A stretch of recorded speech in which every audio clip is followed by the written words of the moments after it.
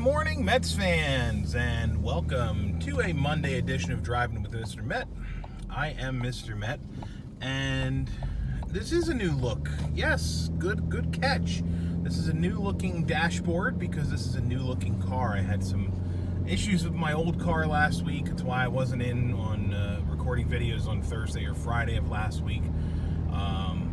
So I have a new vehicle, and this is an all-new Driving with Mr. Met, first recording since last Wednesday.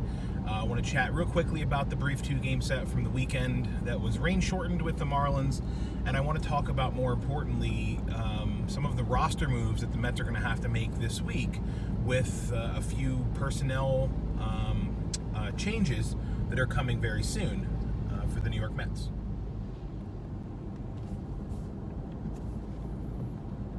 After dropping the final game of the San Diego series in sort of a blasé 3-2 fashion last Wednesday, the Mets came home after an off day on Thursday to play what was supposed to be a three-game series against the Marlins. Of course, Mother Nature being basically crazy at this point. Mother Nature ruined that plan and shortened that three-game set to two games, and the Mets ended up with a short sweep is what I meant to say, of the Marlins series. So a couple of good things to point out from the Marlins series. Ahmed Rosario had a really nice series both at the plate and in the field. Zach Wheeler continued to be really great. Jacob deGrom was real good on Saturday. And who knows how things would have gone yesterday with Syndergaard on the mound against the Marlins' young stud pitcher, Caleb Smith. That would have been a challenge for the Mets to sweep, but the rain shortened that and took care of that for us. One other standout from the series is, of course, Pete Alonso. Pete Alonso with his team-leading 12th home run, I think it was 12, of the season. I gave him his team-leading 14th game ball of the season. So he's basically earned a game ball in half of the games the Mets have played this year, which is nuts, or almost half at least. And, of course, Michael Conforto, who's been coming on strong of late and who's been hitting the ball with authority and driving in runs and doing everything we expect Michael Conforto to do.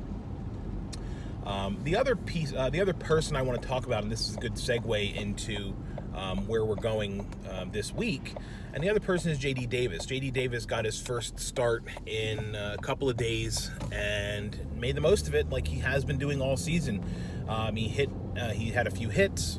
He made a couple of nice plays in the field, making us sort of ask the question, other than the money that's owed to him, why is Todd Frazier getting reps over J.D. Davis at third base? And, I mean, it's the money. It's period, the money. Frazier, since he came off the disabled list, had, that first game that he came back, hit that grand slam and against the Phillies, and he hasn't done anything since then. Certainly hasn't done anything to warrant playing time over J.D. Davis, who, like I said, has been everything the Mets could have asked of him and more. Outside of a few defensive issues, which I think we can all say he's had, he has some issues throwing the ball. His range isn't great. I think Frazier is the better defender of the two, but total package, there's not enough of a drop-off in J.D. Davis's defense, in my opinion, to warrant the complete and utter black hole that is Todd Frazier at the plate. Frazier's batting under 150 right now on the season. And the sad part about all this, and the reason I mentioned J.D. Davis, and he's taking advantage of every opportunity he's being given.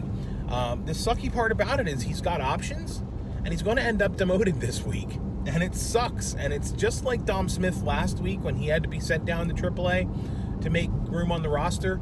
The same thing is going to happen this week with Jed Lowry coming off the injured list, with Vargas and Matz coming off the injured list later this week, perhaps this weekend, with Familia coming off the injured list. It is worth noting that Justin Wilson did go back on the injured list, so that might be a one-for-one swap for Familia when Jerry's comes off the injured list. But, the sucky part is that because Frazier is making the money he's making, despite his poor performance, he's going to remain on the roster. And J.D. Davis is going to end up being the casualty of that. Another potential casualty is going to be Keon Broxton, who finds himself in a very similar situation. The difference between Broxton and Davis, of course, is that Broxton does not have options. He cannot be sent to the minor leagues. So if the Mets do intend to get him off of the roster, the only option is to release him. And the tricky part about that is the Mets traded pieces to get Keon Broxton. And I don't know that I was opposed to the trade at the time, but there was a lot of scuttlebutt about this being sort of a duplicative kind of player, because the Mets have a guy like Keon Broxton on the roster. It's Juan Lagares. And Juan Lagares, just like Todd Frazier, is making a pretty good amount of money this year for next to no production. Basically the same production the Mets are getting out of Keon Broxton, which is really not any. They're getting that same sort of output offensively from Lagares. Defensively, they're pretty much the same player. So it's a real tricky situation here with one of these two guys having to potentially be moved so that there can be room on the roster for these guys that are coming off the injured list. It'll be interesting to see how the Mets deal with this and play with it. Jed Lowry, like I said, was potentially coming off on this past Friday. He went back down to AAA to get a few more at-bats. He has until this coming Friday, as I understand it, to come off of the rehab assignment that he's been on.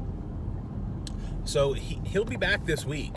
Whether he's going to join the team tomorrow in Washington or whether he waits till Friday to join the team in Miami, we'll see what happens.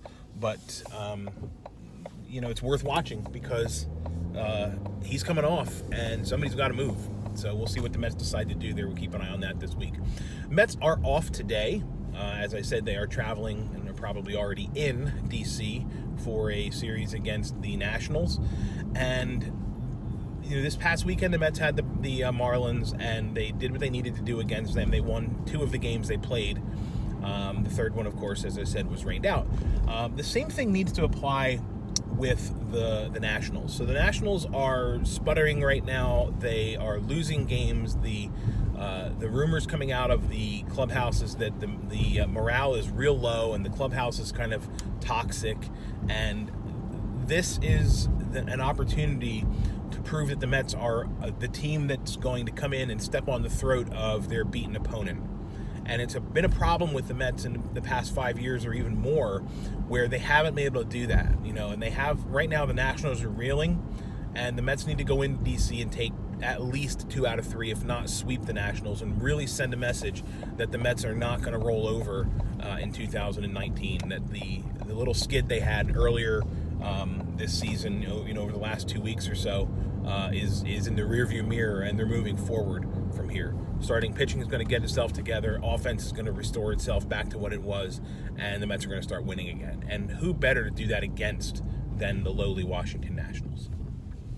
So that's going to wrap it up for today. I appreciate your watching the video. I will be back not tomorrow, but on Wednesday to recap the Nationals series. The first game of the Nationals series. Looks like Syndergaard will be on the mound for that first game since his start was missed on Sunday. So we'll see that Noah does well tomorrow, and we'll talk about it on Wednesday. So until then, I thank you for watching. Follow me on Twitter at Mr_Met. And as always, let's go Mets.